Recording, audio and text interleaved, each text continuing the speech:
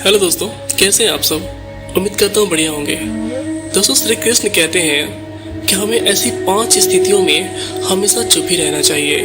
पहली स्थिति, जब तुम्हें लगे कि कोई तुम्हारी भावनाओं को तुम्हारे शब्दों से नहीं समझ सकता, तो उस समय तुम्हें भी चुप रहना चाहिए। अक्सर हम लोगों को अपने दुख परेशानियां बताना शुरू कर देते हैं, जबकि हमारे आसपास रहने वाले ज़्यादातर लोग इस बात से कोई मतलब नहीं कि हमारे जीवन में क्या गुजर रहा है। हर इंसान को केवल खुद से मतलब होता है। वह केवल खुद के बारे में बात करना चाहता है। वह केवल खुद की तारीफ सुनना चाहता है। उन्हें हमारे जीवन की परेशानियों से कोई मतलब नहीं होता है और ना ही वह सुनना चाहते हैं।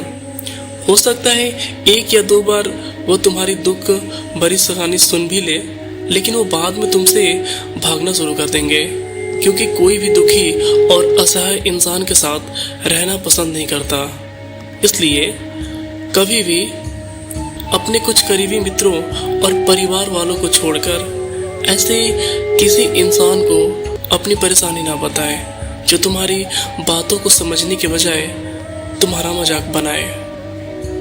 दूसरी, जब तुम्हें ना पता हो कि किससे विशेष मौके पर क्या बात करना है, फिर तुम्हें किसी भी घटना के बारे में आधा अधूरा ही ज्ञान हो, ऐसे मौके पर भी तुम्हें चुप ही रहना चाहिए।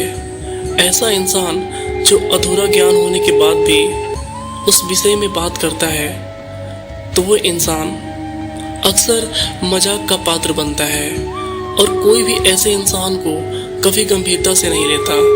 अपनी बात को प्रभावशाली तरीके से वही इंसान रख सकता है जिसे उस घटना या विषय के बारे में गहराई से जानकारी हो।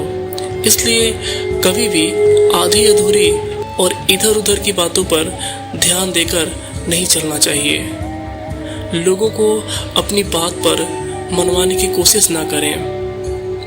तीसरा, श्री कृष्ण ने कहा है कि जब कोई इंसान तुम्हारे सामने किसी तीसरे इंसान की बुराई कर रहा हो, तब ऐसी परिस्थितियों में तुम्हें चुप रहना चाहिए। तुम्हें कभी भी ऐसी नकारात्मक बातचीत का हिस्सा नहीं बनना चाहिए, क्योंकि आज जो इंसान तुम्हारे सामने किसी की बुराई कर रहा है, वो कल किसी और के सामने तुम्हारी भी बुराई करेगा। और इस बात की ज़्यादा संभावना है कि आज तुमने उसकी हाँ में हाँ मिलाने के लिए तीसरे इंसान की बुराई की है, कल रिश्ते ठीक होने पर दोस्ती में वही इंसान उससे ये बात कह देगा कि तुमने उसके बारे में क्या क्या कहा था। इसलिए जब कभी कोई किसी तीसरे इंसान की बुराई करे या उसे गलत समय का मजाक उड़ाए, तो तुम्हें भी बस उसकी बातें सुन लेनी चाहिए। अपनी कोई भी राय वहाँ प्रकट नहीं करनी चाहिए।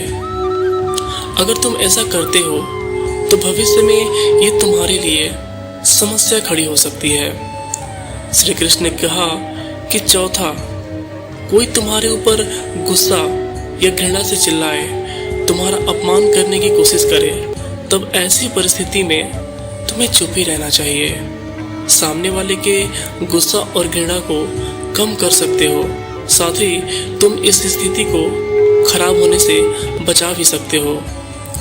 जब तुम सामने वाले का जवाब क्रोध से ना देकर उस समय चुप रह जाते हो, तब यह बात उस क्रोध करने वाले इंसान के दिल में लगती है। गुस्सा कम होने पर उसे अपनी गलती का पछतावा होता है और ज़्यादा संभावना है कि वह अपनी गलती के लिए तुम्हें क्षमा मांगे, और क्षमा नहीं भी मांगे तो अंदर ही अंदर खुद को दोषी समझने लगता है और फिर वह अगली बार तुम पर गुस्सा करने और घृणा करने से पहले कई बार सोचेगा। लेकिन तुम्हें हर परिस्थिति में कभी भी चुप ही नहीं रहना। अगर कोई गलत कर रहा है तो तुम्हें उसका जवाब भी देना चाहिए, क्योंकि कुछ लोग ऐसे भी होते हैं जिन्हें हमारा चुप रहना हमारी कमजोरी का प्रतीत होता है। गुस्से के दौरान चुप रहने का यह तरीका केवल परिवार, सगे संबंधियां और कुछ करीबी मित्रों के साथ ही लागू होता है, न कि हर इंसान के लिए।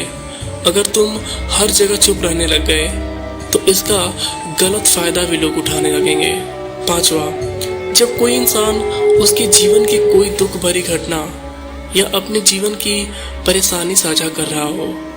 ऐसी परिस्थिति में चुप रहकर सिर्फ उनकी बातों को सुनना है।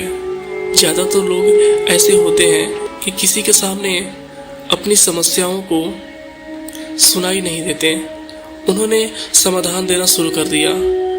जबकि जब कोई इंसान हमसे अपनी परेशानी साझा कर रहा होता है तो उस समय किसी सुझाव की उम्मीद नहीं करता, बस वो यह चाहता है कि हम उसकी पूरी बात ध्यान से सुने। क्योंकि जब हम किसी की परेशानी से पूरा सुन लेते हैं तो उस इंसान को एक आत्मिक शांति मिलती है।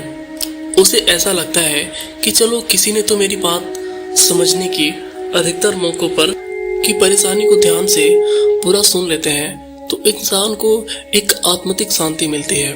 उसे ऐसा लगता है कि चलो किसी ने तो मेरी बातों को समझा। अधिकतर मौकों पर जब लोग हमसे अपनी परेशानी साझा करते हैं तो हम बस अपनी बात बताना चाहते हैं, वह यह नहीं चाहते कि हम उन्हें सलाह देना शुरू कर दें, क्योंकि जो सलाह हम उन्हें देने वाले हैं वह सब उन्हें पहले से ही पता होता है। परेशानी के समय में किसी इंसान को सांत्वना देने का सबसे अच्छा तरीका है कि हम उसे बस उसी के पूरे इंसान की बातें सुने।